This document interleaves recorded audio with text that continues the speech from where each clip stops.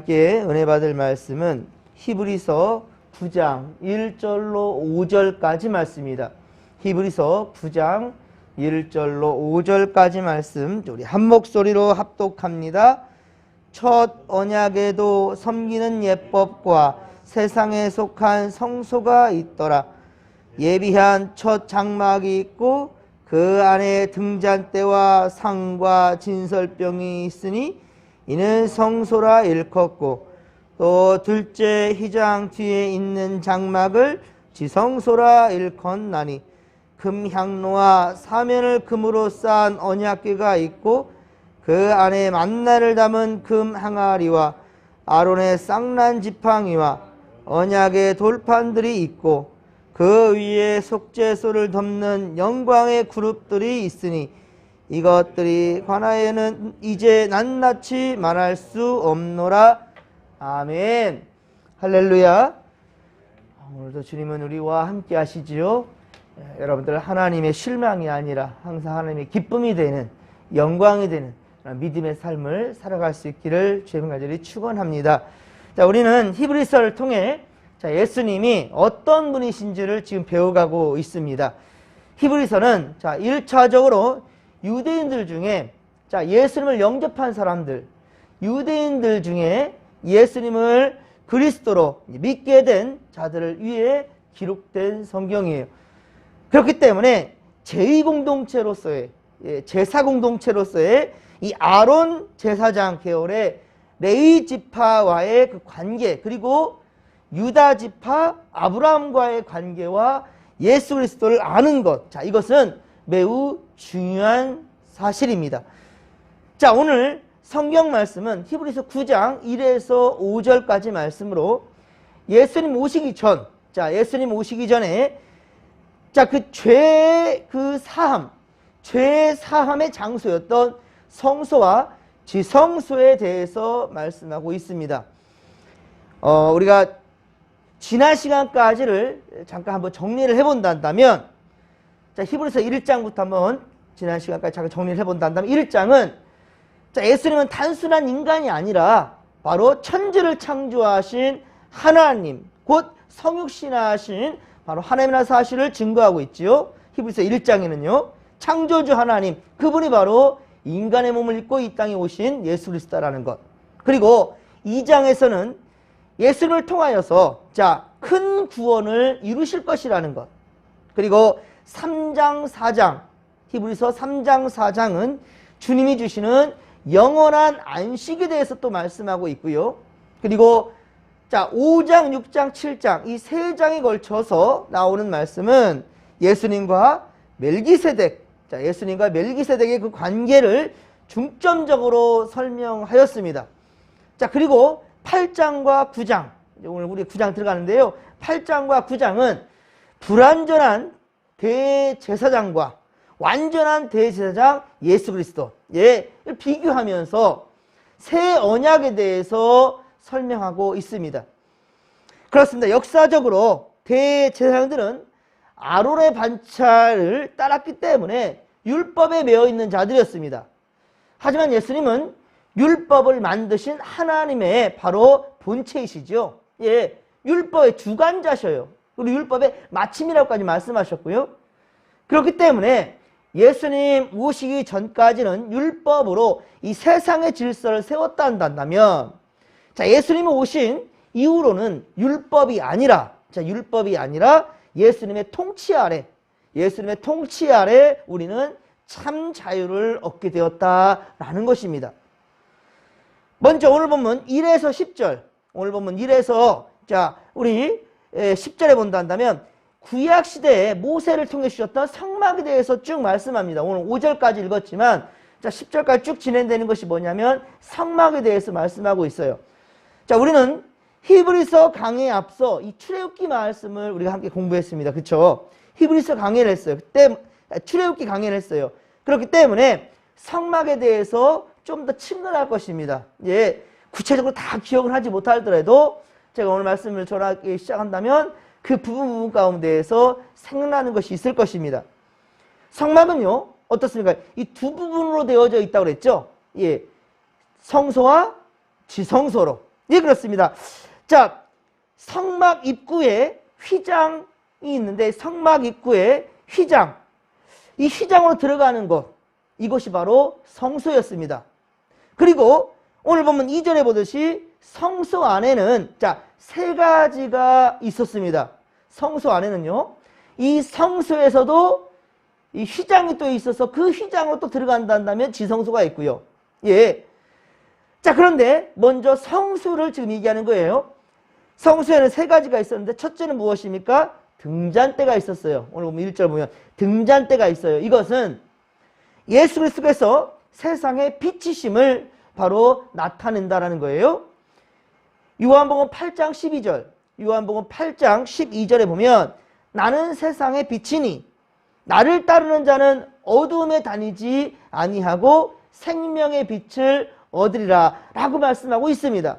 예, 나는 세상의 빛이라고 주님 말씀했단 말이에요. 우리가 그렇습니다. 하나님을 섬길 때 어두움의 악한 세력을 바로 생명의 빛 대신 예수 그리스도로 우리도 물리칠 수 있다는 거예요. 오직 예수 그리스도로 말미암아 세상을 장악하고 있는 약한 영들과 대적할 수 있다는 겁니다. 자, 둘째는 이 성소 안에 떡상이 있었습니다. 상이라고 되어 있죠. 상. 이 떡상이에요. 자, 그 위에는 6개씩, 자, 6개씩 두 줄로 바로 진설병, 떡이에요, 떡. 예. 진설해 놓는 병, 떡병자죠. 항상 진설해 놓는, 예, 그렇게 올려놓는 떡이 있었단 말입니다. 자, 이것은 바로 12지파 이스라엘 백성들, 예, 이 12지파를 의미하지요. 그들이 바로 하나님께 드려지는 거예요. 예수님께 세상을 위한 생명의 떡이 되심을 또 의미하고 있는데요. 우리가 하나님을 섬길 때 하나님의 말씀, 자, 하나님의 말씀 곧 예수 그리스도를 생명의 양식이다라고 말하죠. 생명의 양식으로 삼아야 한다는 것을 의미하는 겁니다. 자, 그리고 세 번째, 이 성소에 있는 이 세 번째 금향로가 있었습니다.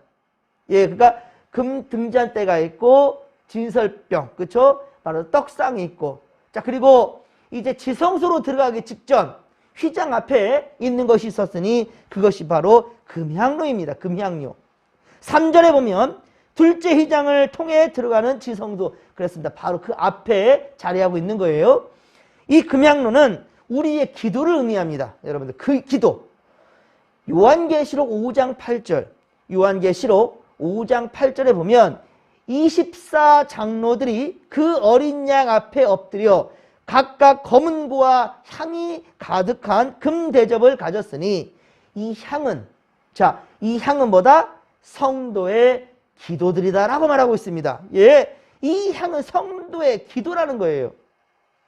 여기 24장로라고, 자, 요한계시록 5장 8절에 보면 24장로는 바로 구약의 12 이스라엘 지파들, 신약의 바로 12 제자들 합해서 신구약을 다 아우르는 말인 거예요. 예. 그래서 24명의 장로라고 얘기했던 거고요. 장로는 성도들의 대표입니다. 예. 그래서 그 바로 성도들의 기도를 바로 이 향이라고 얘기한 거예요. 또한 요한계시록 8장 3에서 4절, 요한계시록 8장 3에서 4절에도 역시 금향로에 담은 것은 성도들의 기도다라고 증거하고 있어요. 그리고 이 기도의 향은 바로 하나님 앞으로 올려지는 겁니다. 사랑하는 성도 여러분, 우리 진목교회는 그렇습니다. 꺼지지 말아야 할 불과 그리고 바로 향이 있는데 바로 그것은 성도들의 기도란 말입니다. 여러분, 항상 우리 진목교회 성전을 여러분의 기도로, 찬양으로 가득히 채울 수 있고, 예, 그렇게 꺼지지 않는 등불이 될 수 있기를, 예, 간절히 빌고 소망합니다. 자, 이 금향로와 더불어 또 무엇이 있습니까? 자, 4절에 보면 사면을 금으로 싼 뭐가 있다? 언약궤가 있었으니, 자, 이것은 바로 성소가 아니라 지성소에 이 얘기하는 겁니다. 이 성소에서 휘장을 걷고 들어가면 바로 지성소가 있는데 바로 그곳에 우리 바로 언약궤가 위치하고 있습니다. 그리고 이 언약궤에는 또 세 가지 물건이 들어가 있어요. 이 언약궤 안에는 세 가지의 물건이 들어가는데 첫째는 바로 만나를 담은 금 항아리였습니다. 만나를 담은 금 항아리. 그것은 하나님께서 출애굽한 이스라엘 백성들에게 광야 바로 40년 동안 주셨듯이 광야에 40년 동안 하나님께서 지키시고 함께 하셨듯이 우리가 세상에 사는 동안 일용할 양식을 공급해 주실 것을 증거하는 거예요. 이스라엘 백성들이 가나안에 들어가기 직전까지 우리 만나와 메추라기로 하나님께서 그렇게 공급해 주셨지요. 바로 일용할 양식. 이것을 주님께서는 우리에게 또한 허락해 주신다는 거예요. 그래서 자, 우리가 예수님께서 가르쳐 주신 기도에도 보면 일용할 양식이란 말씀이 등장하는 겁니다. 자, 둘째, 이 언약궤에 들어가는 것, 바로 둘째는 또 뭐냐면 아론의 쌍난지팡이입니다. 아론의 쌍난지팡이. 이것은 민수기 16장에 등장합니다. 민수기 16장에 보면 레위의 증손, 자, 레위의 증손, 고앗의 증손, 바로 고라, 이 고라라는 사람과 그리고 르우벤 자손 엘리압의 아들 다단과 아비람과 벨렛의 아들 온이라는 사람들이 이 당을 짓습니다. 당을 지어서 모세를 대적해요. 야, 너만 잘났냐? 우리도 나는 바로 레위, 우리도 레위 자손이야 라고 하면서 이 고라 자손들이 고앗의 증손 고라 자손들이 들고 일어난 거예요. 너희들만 레위 지파냐? 우리도 레위다. 아론 당신만 잘나지 않았다라고 그렇게 주장하며 나온 거예요. 그리고 또 중요한 거 뭐냐? 르우벤 지파가 있었죠. 르우벤이 누굽니까? 야곱의 첫째 아들이에요. 그러니까 내가 장손이지 않느냐라고 또 자기를 주장하며 나오는 겁니다. 르우벤 자손 엘리압의 아들 다단과 아비람과 벨렛의 아들 오니 이렇게 당을 지은 거예요. 그래서 모세에게 대적합니다. 그러자 하나님이 진노하신 거예요. 이것이 바로 민수기 16장에 등장합니다. 하나님은 어떻게 합니까? 지파마다 지팡이를 취하라 합니다. 각 지파마다 이 지팡이를 취하라 하고 각 지파별로 이름을 거기에 적게 합니다. 그런데 오직 레위 지파에만 레위가 아니라 아론이라 이름을 쓰게 합니다. 아론. 자, 바로 이 지팡이에서만 싹이 났다라는 거예요. 다른 지팡이들 그냥 그대로 죽은 지팡이죠 뭐. 죽은 나무로 만들었으니까. 그런데 아론의 지팡이에서만 싹난 지팡이가 싹이 났다라는 거예요. 바로 살구 열매가 열렸다라는 거예요. 싹이 나고 살구 열매가 여기 열려버립니다. 이것을 통해 하나님이 택한 종을 거스르지 말고 대적하지 말라라고 주님은 강하게 말씀하신 것입니다. 여러분 히브리서 뒤에 또 보겠지만 13장 17절 히브리서 13장 17절에도 기록하고 있는데요. 우리 잠깐 한번 넘어가 볼까요? 히브리서 13장 17절의 말씀입니다. 자, 같이 한번 읽어봅시다. 너희를 인도하는 자들에게 순종하고 복종할 그들은 너희 영혼을 위하여 경성하기를 자신들이 청산할 자인 것 같이 하느니라. 그들로 하여금 즐거움으로 이것을 하게 하고 근심으로 하게 하지 말라. 그렇지 않으면 너희에게 유익이 없느니라. 아멘. 자, 그렇습니다. 여러분, 목사는 사사로이 인간적 관계로 목회하는 것이 아닙니다. 세상적 지식이나 부와 명예는 부족하여도 배나 존중해 주시고 그리고 하나님의 말씀을 선포할 때 오직 아멘으로 받을 수 있는 그런 믿음의 성도들이 되어야 된다는 거예요. 사실 때로는 이 말씀대로 그렇습니다. 자신들이 청산할 자인 것처럼 백성들을 위해 성도들을 위해서 기도하는 사람들 때로 정말 그런 것 같아요. 제 기도 제목도 넘쳐나는데 그 기도를 하지 못하고 성도들을 위해서 기도하다가 기도 시간 다 보낼 때가 참 많거든요. 지금 그 말씀을 하는 겁니다. 자신들이 청산할 자인 것처럼 내 문제가 아닌데 내 문제인 것처럼 기도한다는 거예요. 그리고 그들로 하여금 즐거움으로 이것을 하게 하고 근심으로 하게 하지 말라. 그들에게 근심을 주지 말라. 이것이 바로 너에게 복받는 길이라는 거예요. 너에게 유익이 없느냐. 그렇지 않단다면 유익이 없느니라. 근심하게 만든다면 목회자들에게 대해서 근심하게 한다면 그렇습니다. 그러니까 하나님의 말씀을 선포할 때는 오직 아멘으로 받으라는 것이죠. 인간의 말로 받지 말고 이것이 곧 복받는 비결이 될 것입니다. 제가 예전에 모셨던 이 동수원교회에서 우리 김종성 목사님 이제 총회장을 우리 교단의 총회장을 하셨었는데 제가 잠깐 수행 비서로 함께한 적이 있었습니다. 그런데 기장에 70, 80, 90대 되신 우리 교단의 증경 총회장님이 다 같이 모이는 자리가 있었어요. 70, 80, 90 되신 이 원로들, 그러니까 우리 기장의 원로인데도 총회장을 지냈던 증경 총회장 중심으로 다 모인 자리였습니다. 그런데 이 우리 이제 김종선 목사님이 이 총회장으로 이 강단에 딱 이렇게 오르니까 이제 예배가 항상 이제 목사님들 모이면 예배부터 드리게 되니까요. 우리 뭐 시찰회를 할지 뭐 어떤 사회부를 할지 노예에서도 항상 일단 예배부터 시작하고 그리고 회의가 진행되거든요.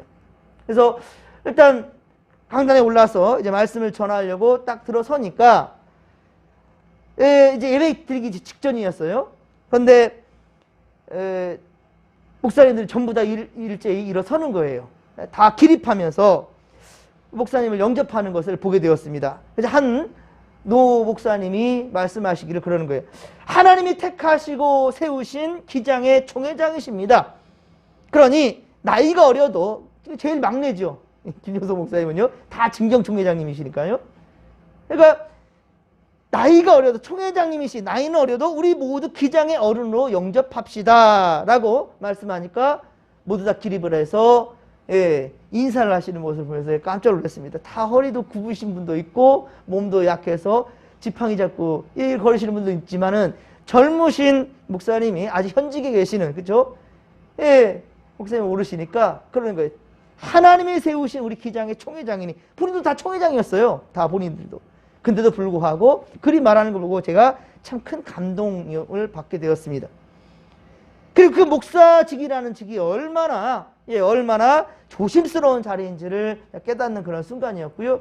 지금까지도 항상 겸손하려고 최선을 다하고 있습니다. 여러분들도 그래서 이 목사를 위해서도 저를 위해서도 기도해 주시길 부탁드립니다. 언약궤 안에 있는 세 번째는 언약의 두 돌판입니다. 매우 중요한 부분인 거죠. 모세가 시내산에서 하나님께 직접 받은 십계명이 두 돌판을 지금 의미하는 거예요. 이 율법을 통하여 이스라엘 백성들은 삶의 기준을 삼게 되는데요. 그래서 우리가 출애굽기의 말씀은 시내산에서 율법을 받고 그리고 그것을 이 언약궤에 넣고 그리고 바로 성막을 짓는 데까지 그리고 성막이 완성되어서 봉헌하는 데까지가 출애굽기 말씀이었잖아요.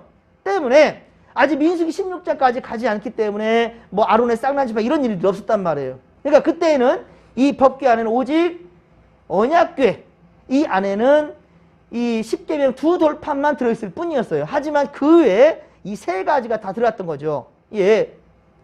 만나에 닿았던 항아리 그리고 아론의 쌍난지팡이 그리고 하나님 말씀 이 언약의 두 돌판입니다. 이 율법을 통하여서 이스라엘 백성들은 삶의 기준을 삼았다라는 거예요. 하지만 이 율법을 통해서 온전해질 사람은 어떻습니까? 단 한 사람도 없다는 거예요. 이 율법은 말 그대로 우리 삶의 기준이 되고 우리의 삶의 방향을 제시해 주시지만 그러나 이것으로 우리 삶이 온전해질 수 없다는 겁니다. 그래서 새 언약이신 예수님이 이 땅에 오실 수밖에 없었던 것이지요. 그리고 또 한 가지 말씀드린다면 2절에 보면 진설병, 이 진설병을 놓는 떡상과 이 언약궤가 여러분 무슨 나무로 만들었다고 그랬죠? 우리 출애굽기 말씀을 공부하면서 계속 했던 말씀드립니다. 이 언약궤와 떡상, 무엇으로 만들었다고 그랬죠? 제단도 이 나무였습니다. 뭐예요? 아카시아 나무라고 했죠. 기억나시죠? 씨든 나무, 아카시아 나무, 조각목 같은 나무입니다. 즉 조각목 곧 아카시아 나무는 어때요? 성질이 뒤틀리기 쉽다고 그랬죠? 뒤틀리기 쉬워서 이 건축 목재로는 사용하지 않는 그런 나무였습니다. 그런데 하나님께서 어떻습니까? 그 나무를 택하셨죠? 그 나무를 택함 받아서 그것도 어떻습니까? 금으로 입힘을 받게 하죠. 안팎으로 금으로 입혔습니다. 바로 이것이 무엇을 의미합니까? 우리 인생은 참 뒤틀리기 쉽고 거역하고 배반하며 죄와 허물로 가득한 그런 연약하고 부족한 인생들이지만 그렇지만 주님께 택함 받고 우리가 믿음을 소유하고 있고 주님을 구주로 영접한 자들이 한다면 베드로전서 2장 9절 베드로전서 2장 9절의 말씀처럼 우리는 택하신 족속으로 그리고 왕같은 제사장이요 그리고 거룩한 나라요 그의 소유된 백성이 될 수 있게 된다라는 것입니다. 그리고 오늘 보면 5절에 보십시오. 법궤를 덮은 속죄소가 있죠.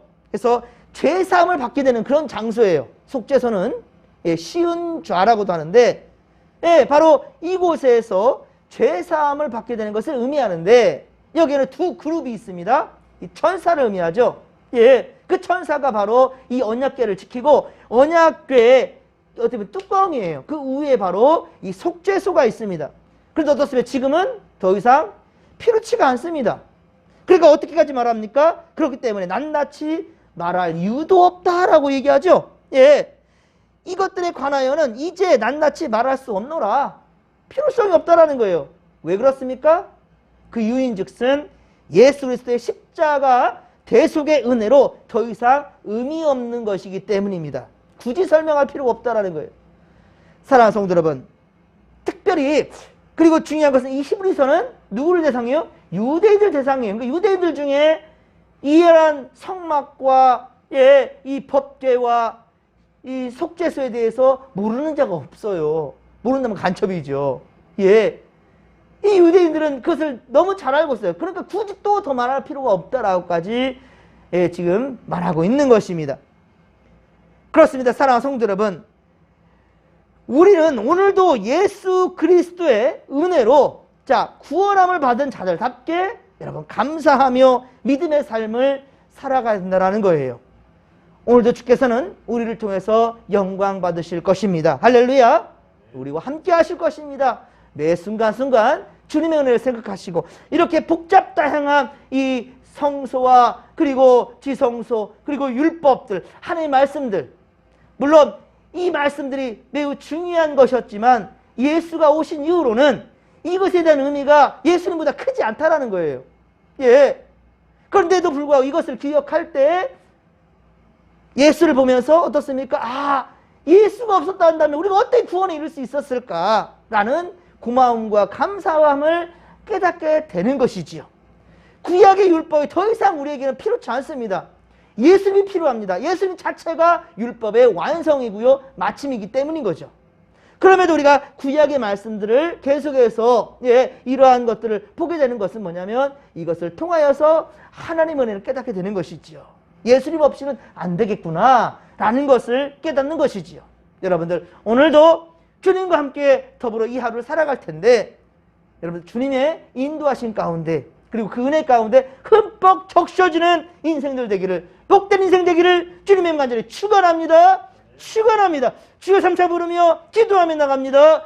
주여 주여 주여.